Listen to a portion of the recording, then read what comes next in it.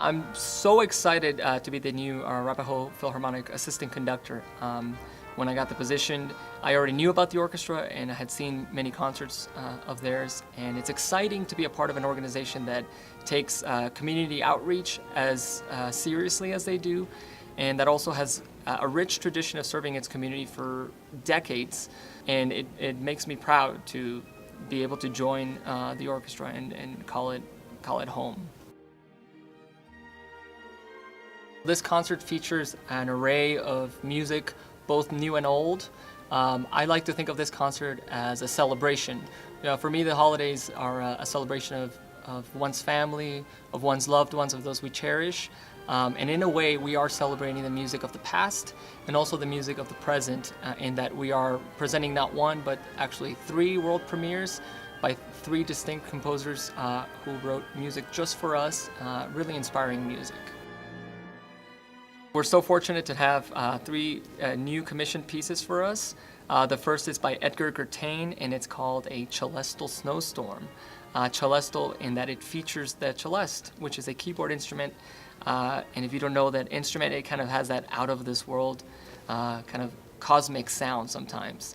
And in this work, Gertain is trying to convey a snowstorm, and it begins very soft with the clarinets and strings descending this figure that kind of mimics temperature dropping.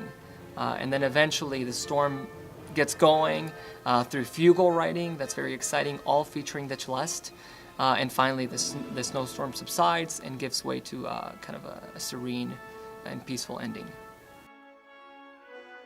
The other piece on the program is Jonathan Bingham's monograph for orchestra. It is a work that features an ostinato progression, a recurring motive throughout the orchestra, and it starts very soft and then it builds into these mountainous proportions and then finally comes back down.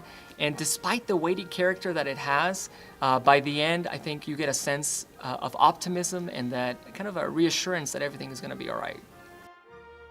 Elizabeth Cobden Ellis wrote her work. It's titled Waite's Carol, and she was inspired by the medieval times in that in some villages and towns there were these musicians known as the waits who would play their instruments, their pipes, in the mornings to wake the townsfolk and whatnot, and to keep watch during the cold winter months as well.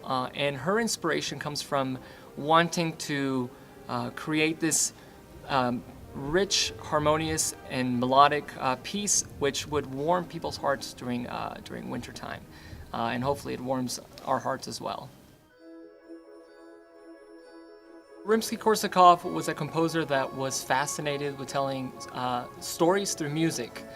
He's most famous for works such as Scheherazade or the Russian Easter Overture, but he also wrote a lot of operas, and in 1894 he set out to write the Christmas Eve opera. I would take it that most people have not heard this music because it is from a lesser-known opera of Rimsky-Korsakov. We're playing a suite of the opera, so they're excerpts from the opera. Essentially, they're the best portions of the opera, the most festive, the most exciting, jubilant. There's a lot of dance music in it.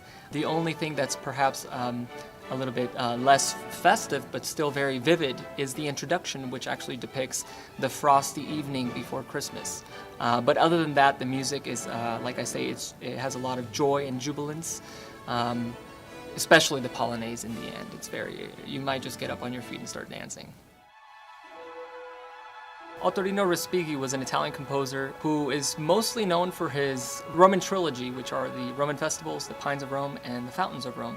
However, he's also known for more intimate-sized orchestral works, such as the one we're playing for this concert, which is the Trittico Botticelliano, or the 3 Botticelli pictures, paintings.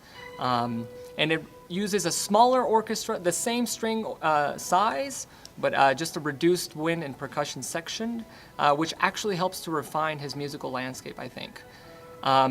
The work was inspired by 3 famous paintings by Sandro Botticelli, who was a famous Renaissance artist. The first is La Primavera, also known as Spring in English.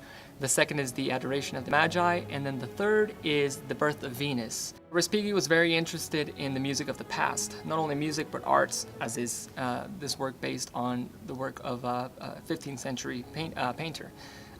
He also incorporated an old church hymn from the 12th century, O Come, Emmanuel, into the second movement of this work. Throughout the music, he's also very interested in shaping the music in a sort of chant-like manner. He was always very interested in this, unlike his contemporaries like Stravinsky or Schoenberg, who were trying to push music forward. Respighi was still pushing music forward, but incorporating traditions of the past to create music that was coherent to people at the time and not overtly new and dissonant. We're doing the iconic Leroy Anderson sleigh ride. If you don't know that piece, it features sleigh bells, of course, an imaginary horse that's clip-clopping around, and also a whip that is used to get that horse moving. Additionally, we're also doing Samuel Coleridge Taylor's Christmas Overture, which features Hark the Herald Angels Sing, as well as God Rest Ye Merry Gentlemen. And then finally in the program, we'll be doing some of your favorite holiday carols for you to sing along with. So in short, this concert is one unlike anything you've ever experienced before. It features a host of music that is based and inspired by scenes, images, stories. It contains music that's both familiar and less familiar, but nevertheless, it allows for your imagination to kind of run wild.